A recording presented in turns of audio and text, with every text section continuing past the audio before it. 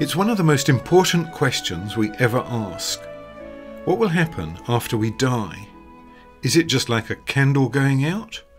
Or is there something more beyond the grave? And how can we know? At the centre of the Christian message is the claim that Jesus rose from the dead.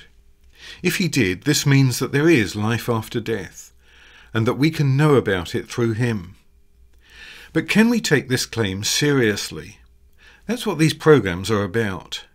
We'll be talking to experts who've studied the historical evidence closely. But first we ask them why it matters. There are many mysterious things in the world.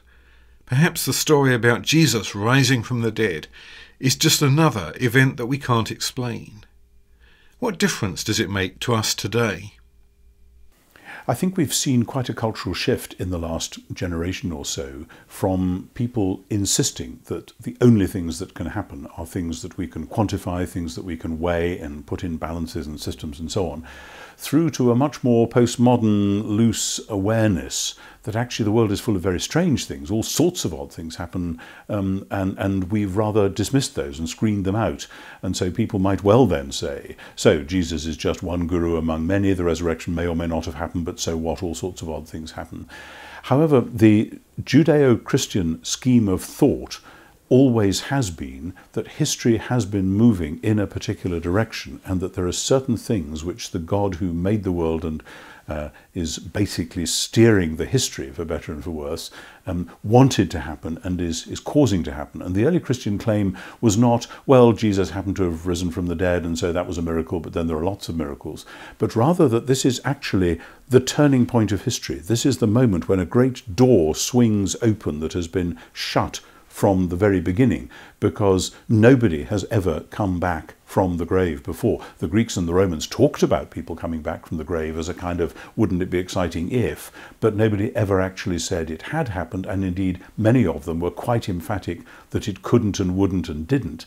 So when the Christians said not only that it would happen to all people in the future, but that it had happened to this one person in the middle of history, they were conscious of making, and we should be conscious that they knew they were making, the most extraordinary claim that something one-off has happened, but not as a bizarre freak accident, as it were, rather the central climactic decisive moment when the God who made the world in the first place launched his new creation.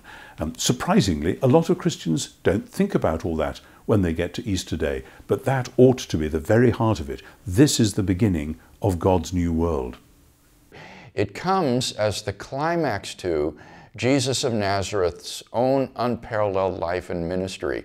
This is a man who thought of himself as the Messiah long promised to Israel, as the unique Son of God, and as the Son of Man, which had been prophesied by the prophet Daniel, to whom all judgment and authority and dominion would be given.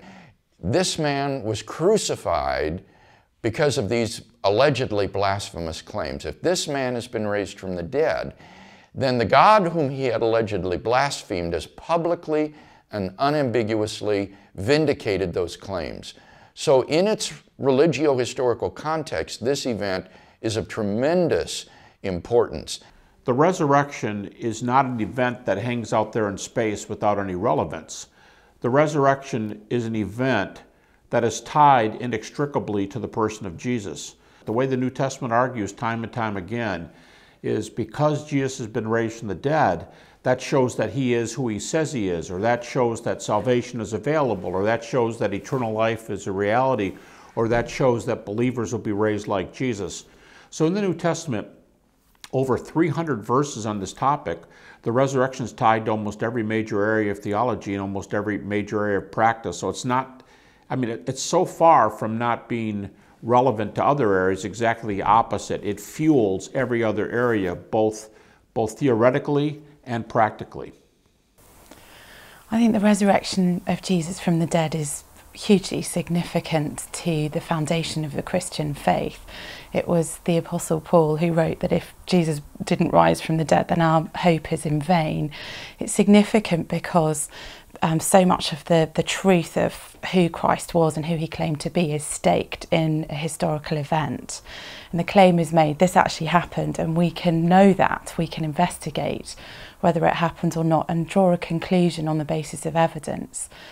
So unlike lots of other religions where there's an assertion might be made that sounds very marvellous or supernatural and there's really no way of knowing whether it happened or not, in the Christian faith the assertion is that this miraculous event, the resurrection of Jesus, actually did happen in history, and we can use our minds, we can look at evidence and draw a conclusion about whether that's true or not. Jesus rising from the dead isn't just a mystery that we can't explain. It means that God is real, there is life after death, and that we can know about it through Jesus. It confirms that Jesus is the Son of God. It's the most important thing that's ever happened, the turning point of history. But many people today think that what we know about the world scientifically rules out any possibility that Jesus rose from the dead. So next time, we'll look at the claim that science makes it impossible.